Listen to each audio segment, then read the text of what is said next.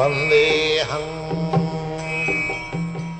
following is a class on Sri Chaitanya Charitamrita, Adi Lila, Chapter 7, text number 109 to 114, given by His Divine Grace A.C. Bhaktivedanta Swami Prabhupada, recorded on 16th April 1967 in San Francisco.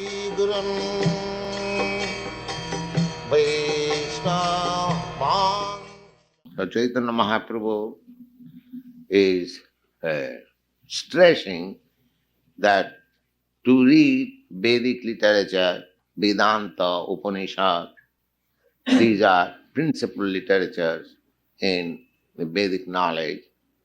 Then Bhagavad Gita, Srimad Bhagavatam, all these books should be studied from the direct meaning. Don't try to interpret. According to ordinary, I'm going to say, dealings, suppose in the law court there are two parties, two lawyers are fighting on the principle of one clause or section in the law book.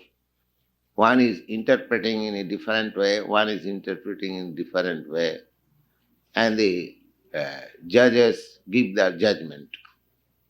Now, the opportunity for interpretation is there when the meaning is not clear. A very good example is given by the grammarians or Sanskrit scholars, the Gangayam Ghosapalli, that there is a neighborhood which is called Ghosapalli on the Ganges. Now, somebody may ask, yeah, how there can be a quarter on the Ganges? Ganges is water. So there is an interpretation required. So somebody says, on the Ganges means on the bank of the Ganges. That makes it clear. On the Ganges does not mean that in the middle water there is a, I want to say, residential quarter. No. On the Ganges means on the bank of the Ganges. So when there is such doubt, one can interpret. But when there is no doubt, everyone can understand clearly the meaning. There is no question of interpreting. That is Chaitanya Mahaprabhu stressing that Gauna Vitte Jiva Bhasya Karila Acharya. Therefore, each and every aphorism and verse of Vedanta Sutra has been indirectly interpreted by the Sharira Bhasya. Such interpretation, if somebody hears, then his future is doomed.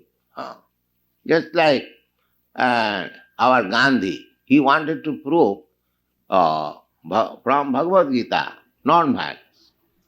The Bhagavad Gita is being preached in the battlefield and it is completely violence, how he can prove?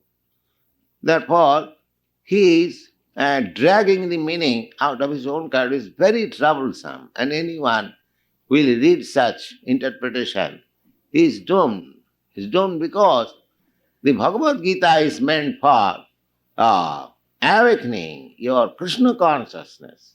If that is not awakened, then it is useless, waste of time. Just like Chaitanya Mahaprabhu embraced the Brahmin who was illiterate, but he took the essence of Bhagavad Gita, of the relationship between the Lord and the devotee. Therefore, unless we take the real, essence of any literature, this is simply waste of time. তাহার নাহিক দোষ ঈশ্বর আজ্ঞা পাইয়া গৌণার্থ করিল মুখ্য অর্থ আচার্য. Now, at the beginning, he criticized Sankaracarya that if somebody hears Sankaracharya's commentation, then he is sure to be doomed. But again he supports Shankaracharya. Why? Shankaracharya is the incarnation of Lord Shiva. Uh, and he is a great devotee. Sankara, Vaishnavanam Jatha Sambhu. There are many devotees of the Lord, but the foremost devotee is Lord Shiva. And he has got a disciplic succession which is called Vishnu Shami Sampradaya. So, Shankaracharya was covered devotee. He is covered devotee. His aim was to bring men to the standard of devotional service, but the time and circumstances in which he was preaching, he could not place his real objective because they were unable to understand.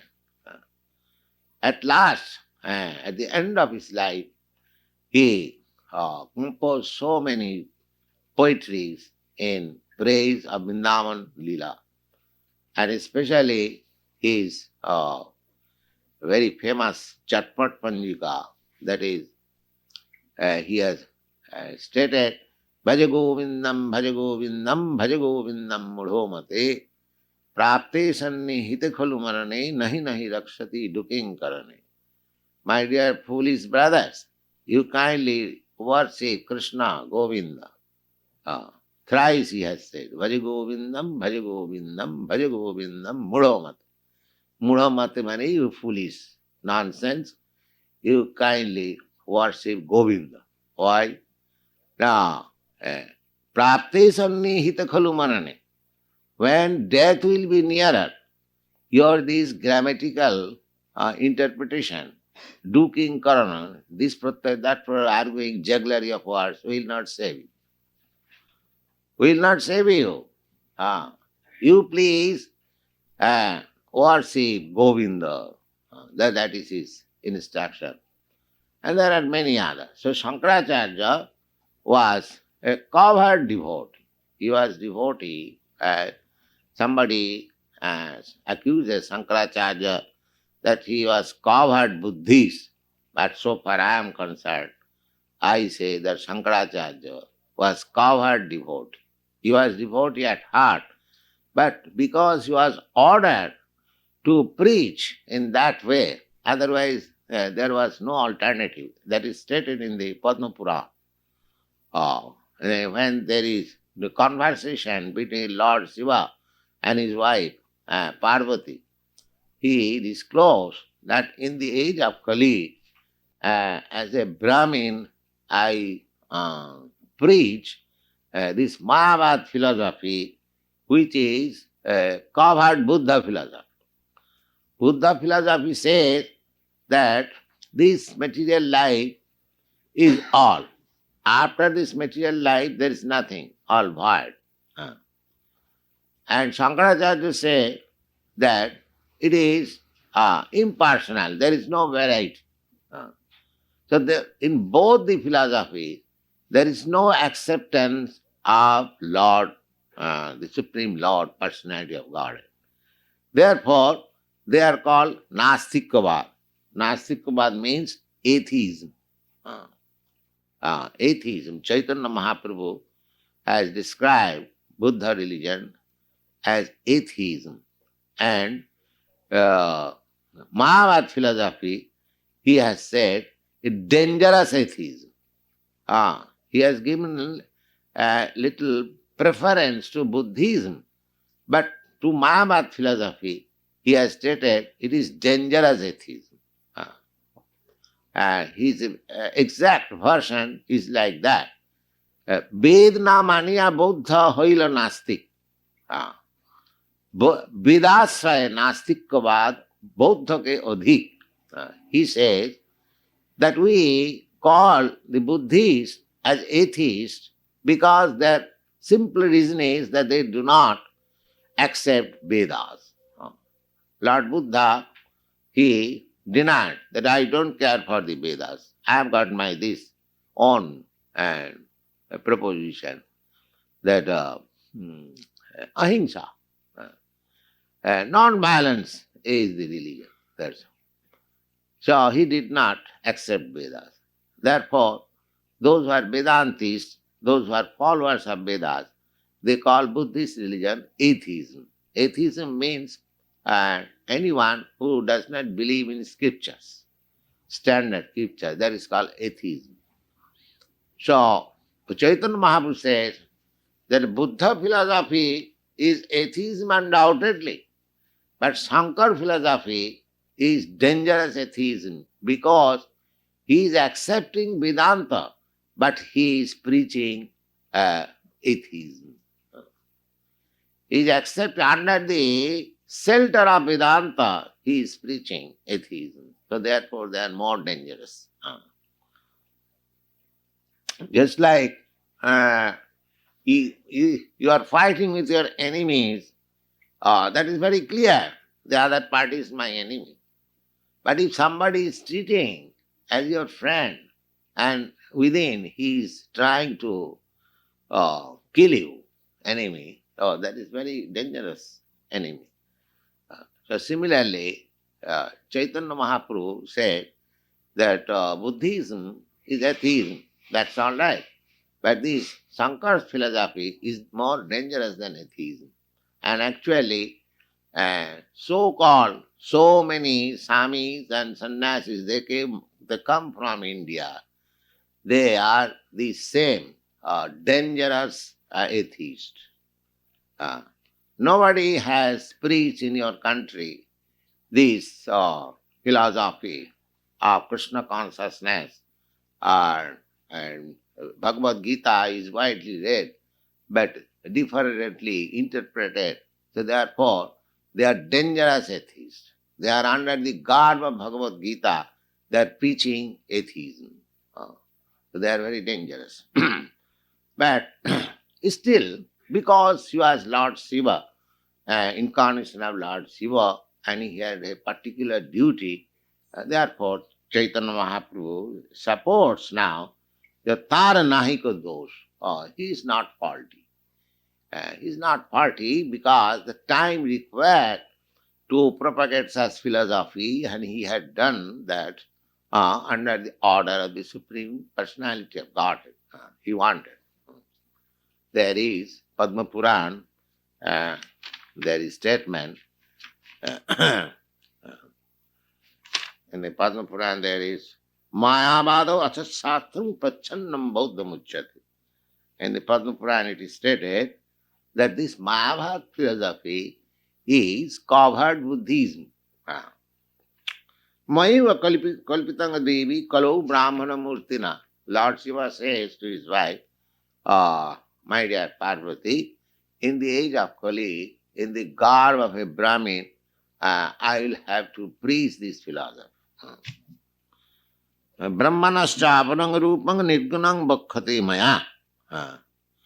Brahmanascha aparang rupang. Brahmana, the Supreme Lord, he has got transcendental form, but I will have to preach that he has no form, nirgunam. Sarvasam jagato piyasya mohanartham kalo juge. In the age of Kali, just to bewilder the persons, I will have to preach this philosophy. Vedanti tu mahashastri mayavadam avoitikam. And when I shall explain Vedanta, I shall explain everything against Vedas. Vedanti tu mahapastri mayavadam avoitikam mayaiva vakshati devi jagatang nasakarana. In order to kill the atheistic person, I will have to preach this. This is stated in Padma Puran. And similarly, in the Shiva Puran also, there is another verse. Dapurado juge hutta kolayam manusyadisu sagamai kulpitan chaiva jananamad vimukhan kuru. The Supreme Lord is ordering Lord Shiva that in the age of Kali, you go and try to make them against Krishna consciousness. So there are so many policies and so many programs of the supreme authorities. But Chaitanya Mahaprabhu says that that is time serving. For the timing, they are necessary. Actually, such interpretation is not necessary at all. We should take direct meaning. Now he is explaining Vedanta. The first thing he is explaining, Brahma Shabde Mukha Arthe Kahe Bhagavan. Whenever we speak of Brahma, because these Mayavadi philosophers, they are very much uttering this word Brahma. Aham Brahmasmi, all Brahma. They don't utter Krishna or Govinda. Oh, that is very difficult for them. They simply utter Brahma. Now, let them. Brahma is also Vedic word. The Chaitanya Mahaprabhu says, the direct meaning of Brahma is Bhagavan, the Supreme Personality of Godhead. Chidaisarja Paripurna Anurdha Saman. Now, what is the grammatical meaning of Brahma? The grammatical meaning of Brahma is that the greatest and expansive. That is the grammatical meaning of Brahma, which is unlimitedly expanded and greatest. He is called Brahma. Now, who can be unlimitedly expansive unless he is unlimitedly powerful? Therefore, Chaitanya Mahaprabhu says that according to Srimad Bhagavatam also, the same meaning is there. Brahmeti Paramatmeti Bhagavaneti Sabdati. The Brahma Paramatma ultimately means the Supreme Personality of Godhead. Without coming to the Supreme Personality of Godhead, the concept of Brahma Paramatma is imperfect. Why? Chaitanya Mahaprabhu says, the Chidaisarja Paripurna Anurdha Saman. You cannot have a conception of the greatest, unlimited, unless you place 6 kinds of opulences in food. Because Aisharja, the opulences, just like wealth, fame, and beauty, knowledge, and renunciation, they should be unlimited. When they are not unlimited, he is not Brahma or he is not the Supreme Lord. To Chaitanya Mahaprabhu's interpretation, not interpretation, he says Brahma means that one who is in full opulences, he is Brahma. Tahar vibhuti deha sab chidaka.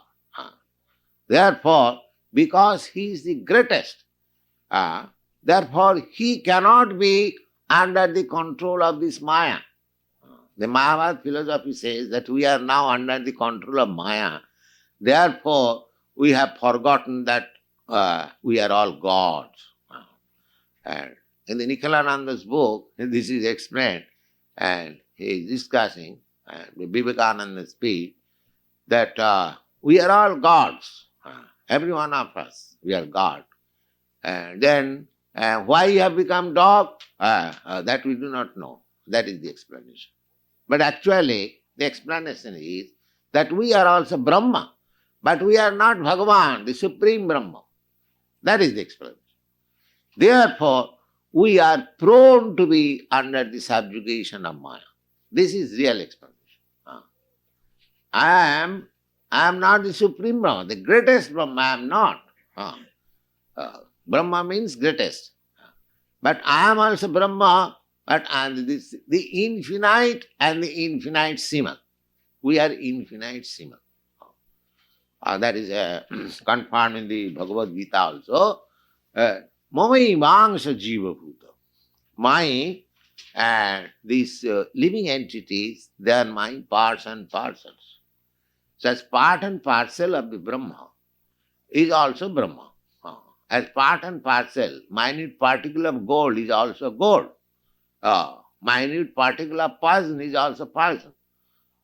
So similarly, we are minute atomic part and parcel of the Supreme. Therefore, we are not the unlimited or the biggest. We are Brahman undoubtedly, but we are not the biggest. Therefore, we are prone to be under the control of Maya. But Supreme Brahma, he is never under this. Therefore, Mayavad philosophy that at the present moment I am under the control of Maya, but as soon as I become free from the control of Maya, then I become the Supreme. But they cannot answer, why if you are Supreme, why you are under the classes of Maya? Then Maya becomes greater. You are not the greatest. They cannot answer this question. They at that time they become fool. We do not know. So anyway, Tahar Vibhuti Devasa. Therefore, Brahma, his body cannot be material.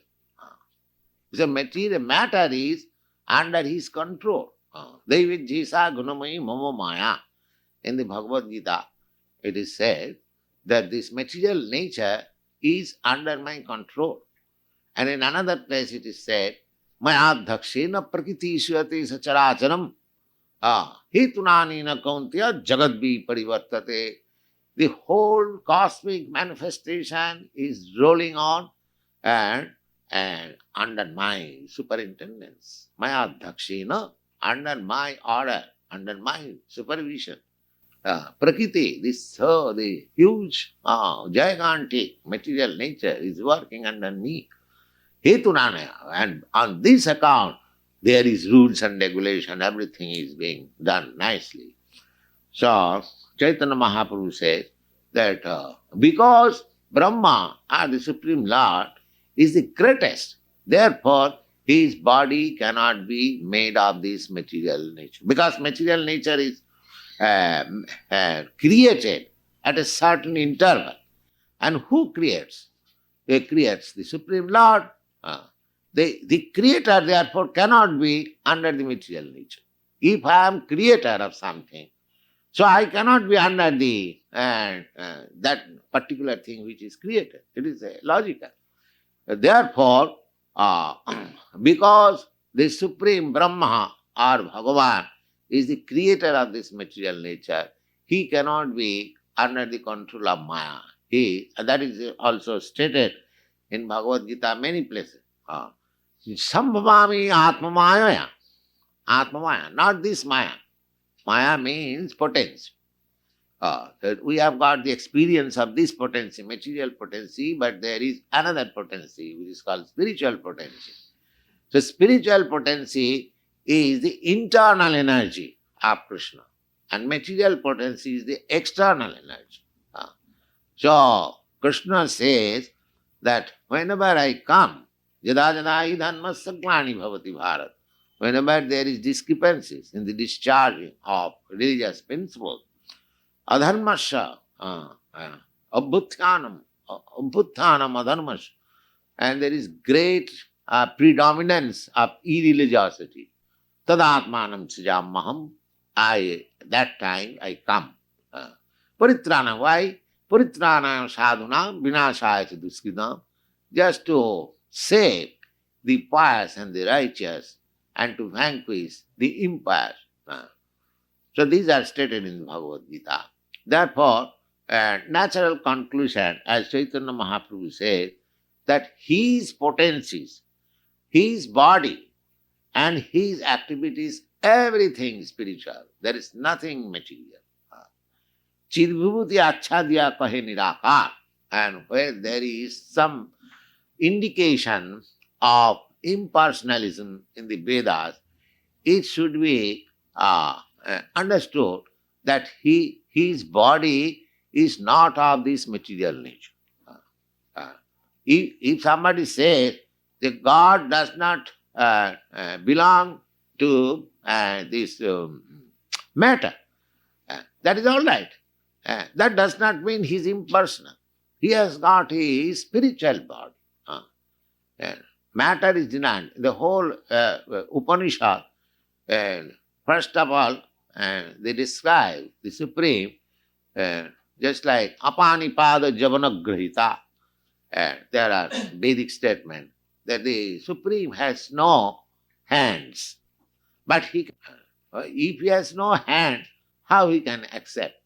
What for he is accepting? Therefore, it is to be understood that he has his hand, but not this hand. My hand is can stretch, say 1 yard only, but because it's unlimited, his hand can be stretched, just like we are offering food stuff. So how he is eating? That is his, he is eating by his transcendental body. We cannot see at the present moment, but he is eating. How he is eating? Because we have got the information. Yes, I eat. Taya bhaktya puhitam masnami prajatatmano. Anyone who is my devotee and offers in love, I take them. So that cannot be, there is no mistake. But how he is taking, how he is eating, because we are in this material body, we do not see it, but he is taking. Therefore, chid vibhuti achadiya kahe nirakar.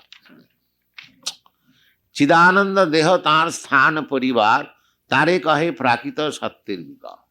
Now, the Lord's body is eternal, blissful, and full of knowledge. And Sankaracharya says that prakita sattir vika, this body of Krishna or Lord Rama, when they come, according to Mayavad philosophy, that actually the Brahma, the Supreme Absolute Truth, has no form. But when they assume form, they take help of this material nature. That is not a fact. They come in their own spiritual form. That is confirmed by Chaitanya Mahaprabhu. तार दोष नाही ते हो अक्का करी दास are जय सुने तार है सर्वनाश. Now he preached this bewildering philosophy because he was ordered to do so by the Supreme Lord. That was his duty. But we must be very much careful. If we hear Sankar's interpretation or commentation, then you are doomed. You are doomed means no more Krishna consciousness. You are thrown into wilderness for many, many births. Then sometimes if you come in contact with some pure devotee, it may be possible. But so far, Shankaracharya's Bhasha is concerned, or anyone who is following that commentation, they are doomed. Thank you very much.